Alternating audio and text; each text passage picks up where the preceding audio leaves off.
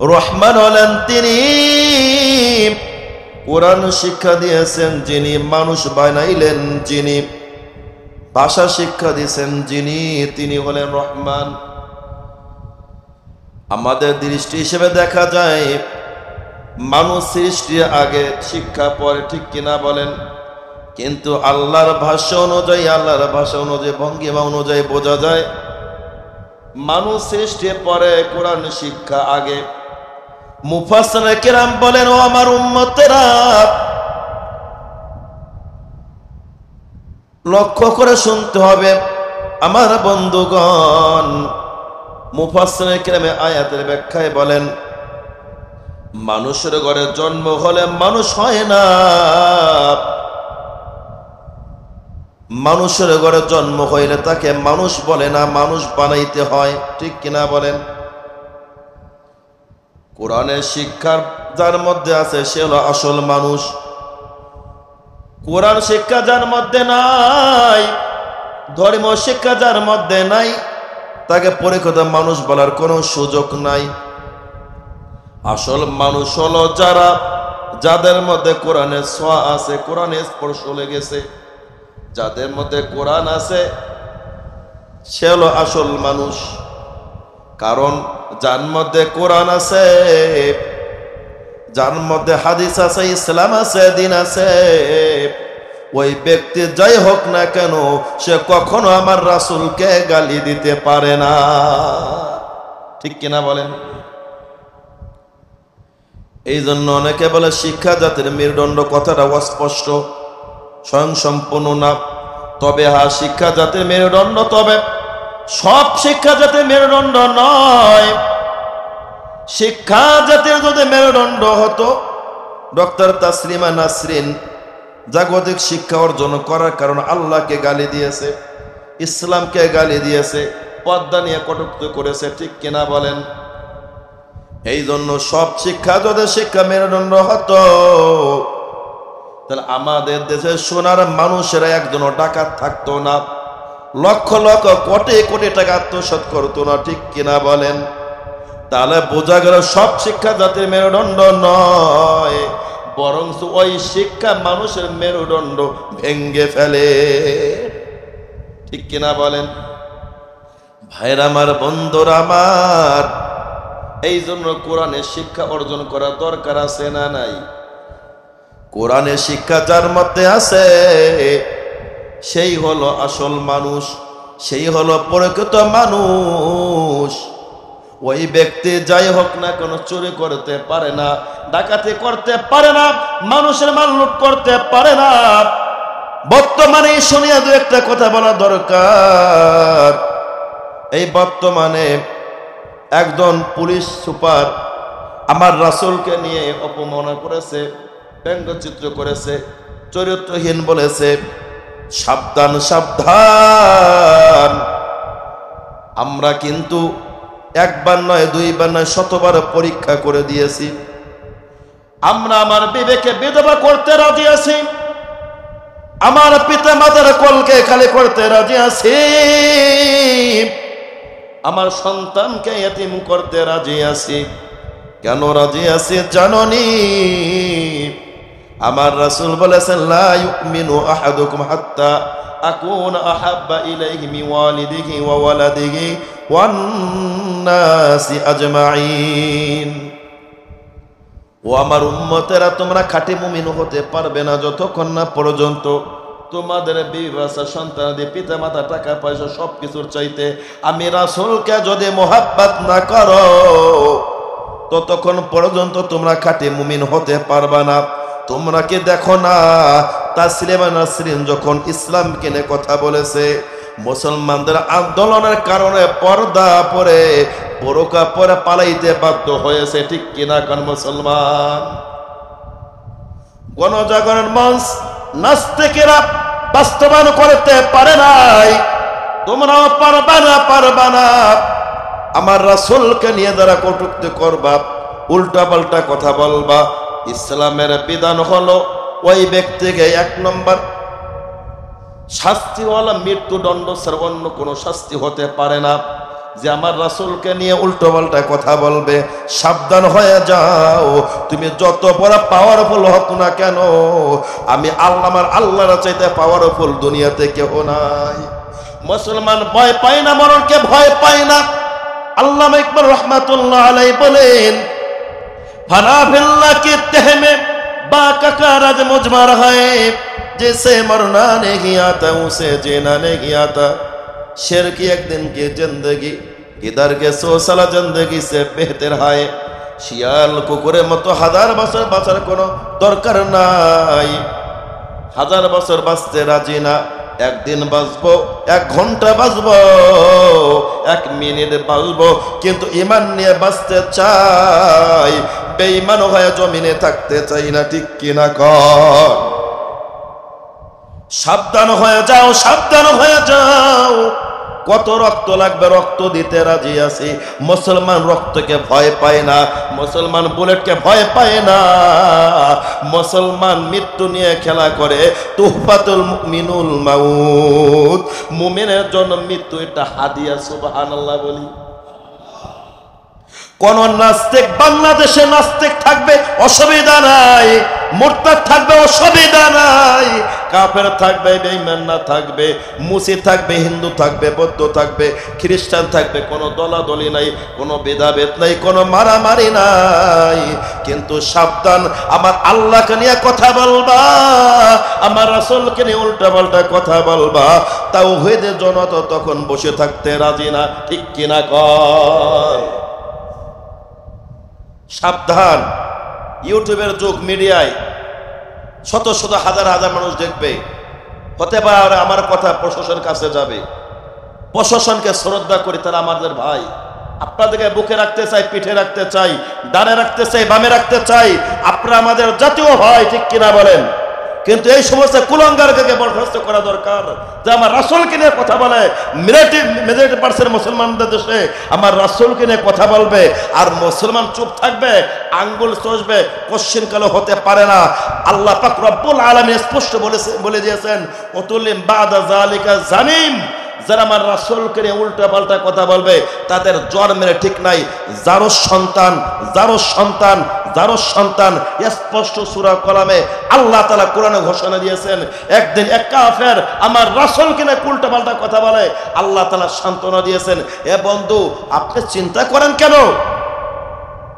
কি নিয়ে আপনি ভাবতেছেন? যে আপনাকে উল্টা পাল্টা কথা বলে, আপনি জিজ্ঞাসা করে দেখেন, ওর জন্মের ঠিক নাই। যারো সন্তান যে আমার রাসূলকে নিয়ে কথা বলতে পারে, ওর জন্মের ঠিক নাই, খোঁজ করে খবর নিয়ে দেখেন। কোরআনে ঘোষণা, আমি মোল্লার কথা নয়, বানোয়াট কোনো কথা বলবো না, কোরআনের ঘোষণা। সুবহানাল্লাহ বলি।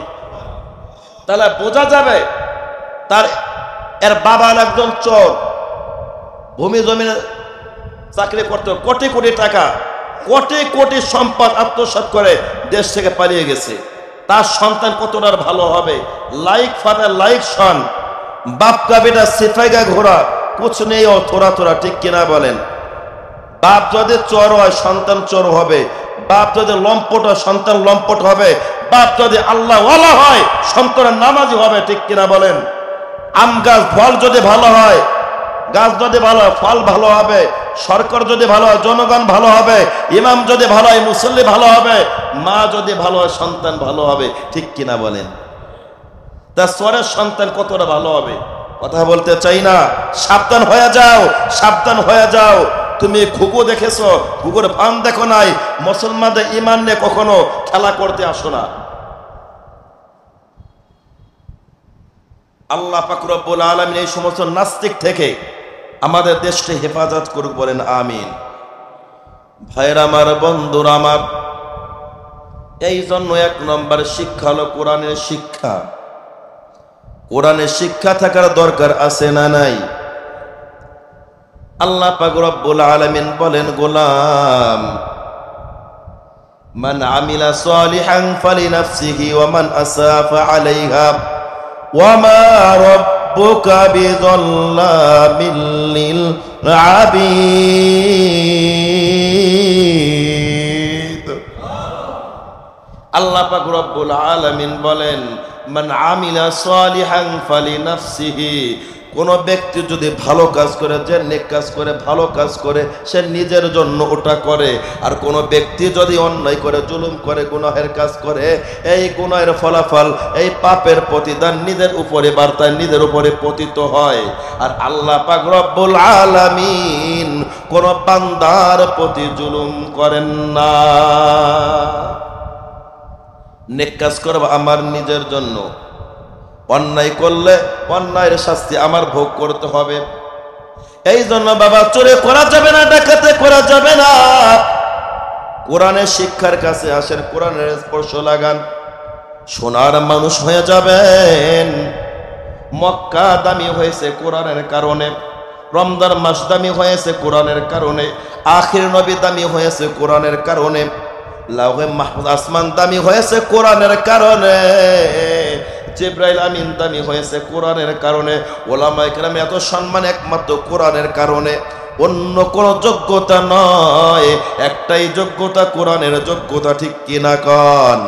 কোন নরমাল কাঠ দিয়া যদি একটি রিহাল বানানো হয়, ওই রিহালটা জমিনে যদি পড়ে যায়, কপালে লাগায়, বুকে লাগায়, চুমু খায়, মাত্র 20-30 টাকার কাপড়ে গজ দিয়ে যদি কোরআনের জুজদান বানায়, গেলাপ বানানো হয়, ওই কাপড় সবাই চুমু খায়।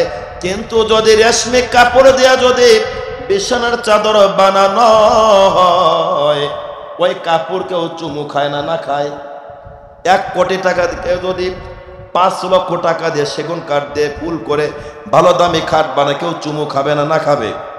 কিন্তু সাধারণ একটা কাঠ দিয়ে যদি কোরআনের রেহাল বানানো হয়, সবাই সম্মান করে, ইজ্জত করে। কারণ কি? কাঠের কোনো দাম নাই, কাঠের দাম বাড়ছে একমাত্র ওই কোরআনের স্পর্শ লাগার কারণে। কোন গুনাহগার যদি কোরআনের স্পর্শ লাগায়, কোরআনের সঙ্গে সম্পর্ক লাগায়, আলেমদের সঙ্গে সম্পর্ক লেগে থাকে, ওই ব্যক্তির সম্মান বাড়িয়ে দিবেন কে? আল্লাহ। ও তুলাসে মুসলমান মা বোনেরা, মন রে বোঝাও রে মন। কতই না স্বপ্নে দেখলা আমার একটা সন্তান ইঞ্জিনিয়ার হবে, ডাক্তার হবে। বাংলাদেশের একটু তুমি বৃদ্ধাশ্রমের দিকে তাকাইয়া দেখো, কত ইঞ্জিনিয়ারের মা, কত ইঞ্জিনিয়ারের বাবা, কত ডাক্তারের পিতা মাতা বৃদ্ধাশ্রমে আছে। আল্লাহর কসম একবার, আল্লাহর কসম 2 বার, আল্লাহর কসম 3 বার, কোন মোল্লার পিতা মাতা বৃদ্ধাশ্রমে নাই।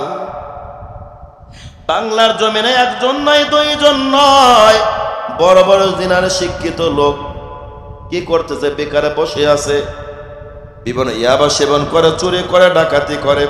কিন্তু বাংলার কোন ওলামায়ে কিরাম চুরি করে না, ডাকাতি করে না, অন্যের মাল লুট করে না।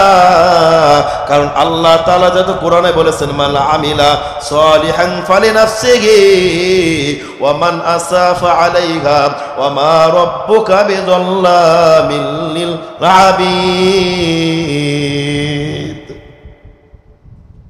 মানুষ নেক কাজ করে নিজের জন্য, তার নেক কাজ করব এটা নিজের জন্য, অপরাধ করব নিজের শাস্তি ভোগ করতে হবে। যে ব্যক্তি জানে, উলামায়ে কেরাম জানে, পরকালকে ভয় করে, এই জন্য তারা উল্টা পাল্টা করে না, অন্যের সম্পদ লুট করে না, অন্যের ভূমি দখল করে খায় না, পিতা মাতার হক নষ্ট করে না, ভাইদের হক নষ্ট করে না। যারা যারা প্রাপ্য, এই কোরআনের স্পর্শ পাওয়ার কারণে, কোরআনের প্রতি আজমত থাকার কারণে ওই ব্যক্তির দুনিয়াতেও সুন্দর, পরকালও সুন্দর হয়ে যায়, ঠিক কিনা কন? এই জন্য ভাইরা আমার, বন্ধুরা আমার, একটু নিয়ত করে আমার একটা সন্তান আলেম বানাবো, আমার একটা সন্তান হাফেজ হবে, রমজান মাসে তারাবি পড়াবে, হাজার হাজার মানুষের ইমামতি করবে, হাজার হাজার মানুষকে কোরআন হাদিস দিয়ে বোঝাবে। ও মা, তুমি যখন মারা যাবা রে মা, ও বাবা, তুমি যখন বাবা মারা যাবা, অন্য ইমাম দরকার নাই, আলেমের দরকার নাই, অন্য ইমামের চোখে যতটুকু পানি আসবে, কিন্তু তোমার সন্তান যখন তোমার জানাজার নামাজে যখন পড়াইতে যাবে, ভাঙ্গা হৃদয় দিয়ে আল্লাহু আকবার বলতে পারবে না। এই দৃশ্যটা আল্লাহর কাছে অনেক ভালো লাগে। দেখে আমার সন্তান, ওই পিতার সন্তান জানাজা পড়াইতেছে, কিন্তু ঠিক মতো কথা বলতে পারে না, আল্লাহু আকবার বলতে পারে না। ফেরেশতা থেকে আল্লাহ তাআলা অর্ডার দেয়, ফেরেশতারা রে, আমার গোলামের সন্তান আলেম হয়েছে, নিজের বাবার সন্তান, জানাজা পড়াইতেছে, যা যা আমার বান্দার অপরাধকে ক্ষমা করে দিয়ে আমার বান্দার কবরখানাকে জান্নাতের বাগান বানিয়ে দাও। দুনিয়াতে কতদিন আর বাঁচবারে মা? ও তুলসীবাসী মুসলমান, একটু মনে বুঝাও, এত সম্পদ তুমি কি করবা? অন্যায় ভাবে তুমি সম্পদ ইনকাম করবা, কোনো লাভ নাই, কোনো লাভ নাই। এই বেনজির আহমেদ কোটি কোটি টাকা আত্মসাৎ করে বাহিরে পলান দিয়েছে, কোনো লাভ নাই। এই বর্তমানে দরবেশ বাবার ড্রাইভার কোটি কোটি টাকা বিসিএস ক্যাডারে পড়াশোনা ফাঁস করে দিয়ে কোটি কোটি টাকা আত্মসাৎ করে বসে আছে, মাথায় টুপি আছে, মুখে ছোট ছোট দাড়ি আছে, মনে হয় যে একজন নামাজি দিনদার, কিন্তু ভিতরে একেবারে কলঙ্ক ভরা, নাপাকিতে ভরা, ঠিক কিনা বলেন? আল্লাহ তাআলা সব কিছু সিনাকে ওপেন করে দিবে। দুনিয়া তো আল্লাহ তাআলা বেইজ্জতি দান করতেছে, সম্মান নাই, সম্মান নাই। টাকা পয়সার মধ্যে যদি সম্মান থাকতো, ক্ষমতার মধ্যে যদি সম্মান থাকতো, ডক্টর জুতার মালা লাগতো না, ঠিক কিনা বলেন? আর যদি আল্লাহ সম্মান ইজ্জত দেয়, এই মসজিদে ইমামতি করো, সীমিত বেতন পায়াও হাজার হাজার লক্ষ লক্ষ মানুষের মাথার তাজ হিসেবে জমিনে বসবাস করে, ঠিক কিনা কন? সম্মান দেওয়ার মালিক কে? ওয়াতুইজ্জু মান তাশা ওয়া তুযিল্লু মান তাশা বিয়াদিকাল খায়র ইন্নাকা আলা কুল্লি শাইইন কাদির। সম্মান দেওয়ার মালিক কে? বেইজ্জত করার মালিক কে? আল্লাহ। এই জন্য সম্মান যদি পাইতে চাও, আল্লাহ পাক রব্বুল আলামিন বলেন, ইন্না আকরামাকুম ইনদাল্লাহি আতকাকুম। যার মধ্যে যত তাকওয়া আছে, যার মধ্যে যত পরহেজগারিতা আছে, যার মধ্যে যত আল্লাহর ভয় আছে, যে ব্যক্তি আল্লাহকে ভয় করবে, তামাম দুনিয়ার মানুষও তাকে সম্মান করবে। আমরা সম্মান খোঁজ করে টাকার মধ্যে, ক্ষমতার মধ্যে, কিন্তু ক্ষমতার মধ্যে এত সম্মান না, আছে ক্ষণিকের জন্য। তবে অদস্ত সম্মান দিয়েছে আল্লাহ তাআলা, সম্পদ দিয়েছেন আল্লাহ তাআলা, শুকরিয়া আদায় করো। মানুষের প্রতি জুলুম করো না, ভাইদের প্রতি জুলুম করো না। হায় রে, আপন ভাই, বড় ভাই গরিব, ছোট ভাই অনেক ধনী, কিন্তু ছোট ভাই বিদেশ থেকে লক্ষ লক্ষ টাকার মালিক, বাড়িতে এসে যে বিরিয়ানি পাক করে, কিন্তু বড় ভাই গরিব, রিক্সা চালায়, হিংসা করে, কিন্তু দুনিয়ার মানুষ ধনীদেরকে দাওয়াত দেয়, নিজের ভাতিজাকে এক পিস গোশত দিতে পারে না। এমন কপাল পোড়া মুসলমান বাংলার জমিনে আছে না নাই? এটা আল্লাহ তাআলা পছন্দ করে না রে ভাই। সম্পদ দিয়েছেন আমার আল্লাহ, সম্পদ দিয়েছেন আমার আল্লাহ, ইজ্জত দিয়েছেন আমার আল্লাহ, তোমাকে ধনী বানাইছেন আমার আল্লাহ। এই জন্য শুকরিয়া আদায় করো, পিতা মাতার হক আদায় করো, আত্মীয় স্বজনের হক আদায় করো, ভাইদের দিকে লক্ষ্য করো। ভাতিজারা কান্দে, মাকে বলে, মা ভাত খাবো না, শুধু ভাত খাবো না, আমাকে তুমি গোশত দাও, বিরিয়ানির ঘেরান পাই। মা চোখের পানি ছেড়ে দিয়ে কান্দে আর বলে, বাবারে, তোমার চাচা আমাকে দাওয়াত দেয় নাই, তোমাদেরকে দাওয়াত দেয় নাই, বাবারে ঘরে তো গোশত নাই, গোশতের ঘেরান আসতেছে তোমার চাচার ঘর থেকে। চোখের পানি ছেড়ে দিয়ে কান্দে। বাবা যখন বাড়িতে আসে রিক্সা চালিয়ে, তখন বাড়িতে আসে দেখতেছে সন্তান না কাঁদে। বিবিকে বলল, আমার বিবি রে, সন্তান না কাঁদে কেন? বলল, গোশতের জন্য কাঁদে। এখন বাবাও কাঁদে, মাও কাঁদে, বিবি চোখের পানি ছেড়ে দিয়ে কান্দে আর বলে, রে প্রাণের স্বামী রে, আমি আপনার সব কিছু বুঝে আপনার সংসারে আসলাম, আমি জানি কষ্ট হবে, তারপর আমার কোনো দুঃখ নাই, কিন্তু আজকে এত কষ্ট মেনে নিতে পারি না। আপনার ভাই ভালো খাবে, আপনার সন্তানকে এক পেট গোস্ত দিলে তো তাদের কম হইতো না, কোনো ক্ষতি হইতো না, কিন্তু এটা তো মেনে নেওয়া যায় না। চোখের পানি ছেড়ে দিয়ে বলে, সন্তান আল্লাহর কাছে দোয়া করো, আল্লাহ যদি বাঁচিয়ে রাখে জীবনে অনেক গোস্ত আল্লাহ খাওয়াবে। কি আর করবে, সান্ত্বনা দেয়। এই জন্য মনে বোঝাও রে মন, একটা সন্তান আলেম বানায় বা মা অতুল আশেপাশে মুসলমান মা বোনেরা, মাইকের আওয়াজ যত দূর যায়, আল্লাহর কাছে দোয়া করো। পিতা মাতার দোয়া বিজলির গতিতে চাইতে দ্রুত কবুল হয়ে যায়, ঠিক কিনা বলেন? এই জন্য মায় পিতা মাতা যখন দোয়া করে, আসমানে কোনো পর্দা থাকে না, আল্লাহর দরবারে দোয়া করতে দেরি আছে, আল্লাহ দোয়া বিফলে দিবে না, সাথে সাথে কবুল করবে। মায়ে যখন দোয়া করে, মায়ে যখন দোয়া করে,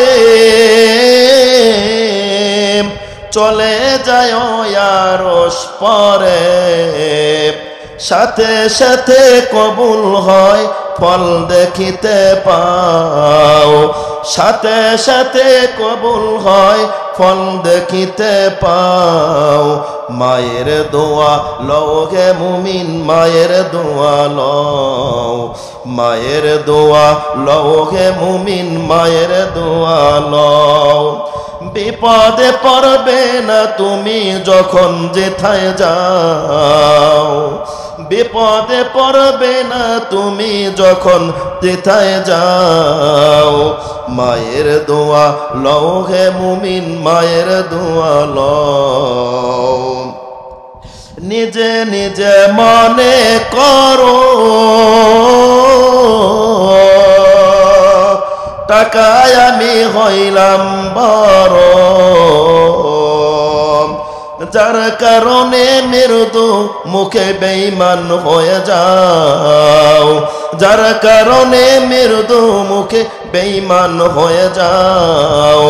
মায়ের দোয়া লও হে মুমিন, মায়ের দোয়া লও, মায়ের দোয়া লও হে মুমিন, মায়ের দোয়া লও। যা কিছু হও না কেনে, কিছুই না মায়ের দোয়া বিনে, বাস্তবে মা বুঝা মনে কইরো না যে ফাও, বাস্তবে না বুঝা মনে কইরো না যে ফাও। মায়ের দোয়া লও হে মুমিন, মায়ের দোয়া লও, মায়ের দোয়া লও হে মুমিন, মায়ের দোয়া লও।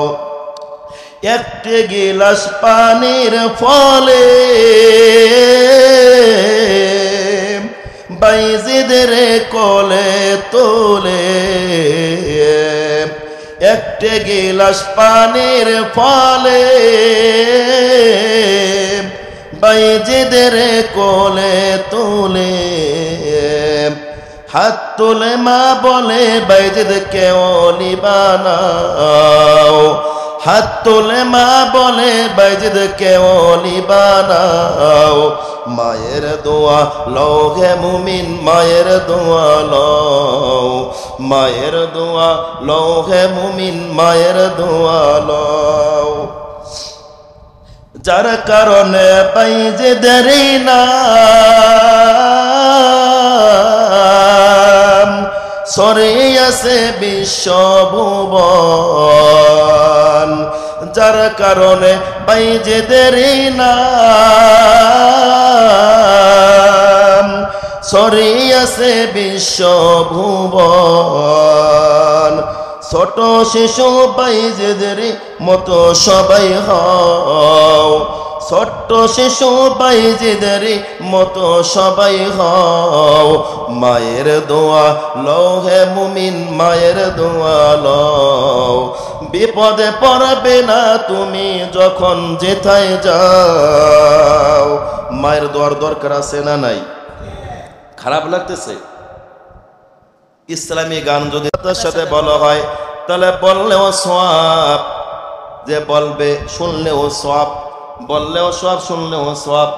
বলেন তো দেখি, হলে যে গান হয়, বাদ্যযন্ত্র, নারী নিয়ে নাচানাচি, বেপর্দা, জিনা বেবিচার, তারপরে জুয়ার আড্ডা বসানো হয়, এটা ভালো না খারাপ? কথা বলে না? যে সমস্ত দরবারে বিভিন্ন জুয়ার আড্ডা বসে, মদের আড্ডা বসে, নারী পুরুষ সমানভাবে মেলামেশা করে একসাথে থাকে, হলের সঙ্গে ওই দরবারের সঙ্গে কোনো পার্থক্য নাই, ঠিক কিনা বলেন? ওরে বাবা, মন রে বোঝাও রে মন, কতদিন আর বাঁচবা? হাওনা ওয়াইদা খাতাবাহুমুল জাহিলুনা ক্বালু সালামা। খাও নাও ফুর্তি করো, দুনিয়াতে বলো মস্ত বড়, এটাই কি বাস্তব? মরার পরে হিসাব নিকাশ আছে না নাই? মরণ কথা চিন্তা করা দরকার, কবরে ফিকির করা দরকার, যে এখন আমি যদি মারা যাই আমার কি উপায়। ও মন রে, তুই মরিলে কান্দিবে কয়জন? কয়দিন কাঁদবে? 3 দিন। আত্মীয় স্বজন আপন যারা, কিছুদিন কান্দিবে তারা। ও মন রে, তুই মরিলে কান্দিবে কয়জন? যদি ভালো হয় তাহলে কাঁদবে, আর যদি খারাপ হয় সবাই আলহামদুলিল্লাহ বলবে। এমন ঘটনা আছে না নাই বাংলা জমিনে? মারা গেছে, বড় নেতা মারা গেছে, মিষ্টি বিতরণ করতেছে, আলহামদুলিল্লাহ বলতেছে। কেন ভাই? আছে না? বলতে চাই না। কয়েকদিন আগে যশোরের ঘটনা, ফেসবুকে দেখেন, ইউটিউবে সার্চ দিয়ে দেখেন, নাম বলবো না, আপনারা সার্চ দিয়ে দেখেন যে যশোরে কিছু না কোন নেতা মারা গেছে। মারা গেছে, লোকজন মিষ্টি বিতরণ করতেছে, আসতেছে, আলহামদুলিল্লাহ বলতেছে। কেন? তুমি যদি ভালো হইতা সবাই তোমার জন্য কাঁদতো, দোয়া করতো, দিল থেকে মহাব্বতে আমার ভাই মারা গেছে, হায়রে কতই না ভালো ছিল। ভুল বললাম না সঠিক বললাম? বলেন। দোয়া চাওয়া লাগবে না, এরা ভাঙ্গে তোমার কাছে অটোমেটিক পৌঁছে যাবে। কর্ম যদি ভালো হয় আর কর্ম যদি খারাপ হয়, ইমাম সাহেব, মক্কার ইমাম সাহেব যদি দোয়া করে, তোমার দোয়া কোনো লাভ হবে না, ঠিক কিনা বলেন? এই জন্য ভালো কর্ম করা দরকার বাবা। একটা মানুষ যখন মারা যায়, আল্লাহ রাসূল বলেন, ইযা মাতাল ইনসানু ইনকাতা আনহু আমালুহু ইল্লা মিন সালাসাতিন সাদাকাতিন জারিয়াতিন আও ইলমিন ইনতাফাউ বিহি আও ওয়ালাদিন সালিহ ইয়াদউ লা। একটা মানুষ যখন মারা যায়, তার সমস্ত আমল বন্ধ হয়ে যায়, শুধুমাত্র 3টি আমল চালু থাকে কিয়ামত পর্যন্ত। কি পর্যন্ত? কিয়ামত পর্যন্ত। ফ্ল্যাক্স জুলেটের মতো অটোমেটিক ফ্ল্যাক্স জুলেট যেমন টাকা পাঠায়, ব্যাংকে যেমন টাকা পাঠায়, অটোমেটিক টাকা চলে যায়, তেমনি ভাবে কোনো বান্দা বান্দি যখন মারা যায়, 3টি আমল যদি চালু থাকে, অটোমেটিক কিয়ামত পর্যন্ত কবরে সদকায়ে জারিয়া সব পাইতে থাকে। সুবহানাল্লাহ বলতে ইচ্ছে করলো না? আরো আস্তে বলেন। আরে মানুষ শুনবে, আরো আস্তে কন। আরে গোনা হইতে পারে, আরো আস্তে কন। মুসলমান সুবহানাল্লাহ আওয়াজ কি আস্তে হওয়ার দরকার না জোরে হওয়া দরকার? কণ্ঠ দিয়েছেন কে? যদি সুবহানাল্লাহ বলি, আল্লাহ তুমি পবিত্র, সুবহানাল্লাহ, আলহামদুলিল্লাহ সমস্ত প্রশংসার মালিক কে? আল্লাহু আকবার সবচাইতে বড় হয়, আল্লাহ সবচাইতে বড়, ঠিক কিনা বলেন? এই নাম নিয়ে রেখে লাভ না লস? লাভ। দুনিয়াতে নেতাদের পেছনে স্লোগান দিলে সব হবে না, দিবেন, অসুবিধা নাই, কিন্তু আল্লাহর স্লোগান দিলে কোনো লস নাই। জবান ফাটিয়ে কণ্ঠ ভাঙ্গিয়ে ফেলবেন, আল্লাহ দরবারে হিসাব দিতে সহজ হবে, ঠিক কিনা কন? আরো জলে বলেন আল্লাহু আকবার, হামদান কাসীরান তাইয়িবান মুবারাকান ফীহি ইয়া রাব্বি লাকাল হামদ কামা ইয়ানবাগি লিজালালি ওয়াজহিকা ওয়া আযিমি সুলতানিকা, প্রশংসা করলাম কার? আরো স্পষ্ট বলেন আল্লাহ। হয় নাই? আরো জোরে পুর করে মোটা করে আল্লাহ। আল্লাহর নাম যত নেবেন অত দিল ঠান্ডা হবে, কলব পরিষ্কার হবে। আলা বিযিক্রিল্লাহি তাতমাইন্নুল কুলুব। এই দিলের খোরাক হলো একমাত্র মাওলা পাকের জিকির, কোরআন তেলাওয়াত। এই জিকির না করার কারণে কলব মারা গেছে, অন্তর পচে গেছে। এই জন্য নাস্তিক মুরতাদ ওদের কলব পচে যাওয়ার কারণে রাসূলকে নিয়ে উল্টাপাল্টা কথা বলতে পারে। যদি ভিতরে মাওলা পাকের জিকির থাকতো, আল্লাহর কসম কোনদিন রাসূলকে নিয়ে উল্টাপাল্টা কথা বলতে পারতোই না। ঠিক কিনা কন? তা মাওলা পাকের জিকির করা দরকার আসেনি? আর কথা বলেন আসেনি? বেশি করে মাওলা পাকের জিকির করবেন ইনশাআল্লাহ।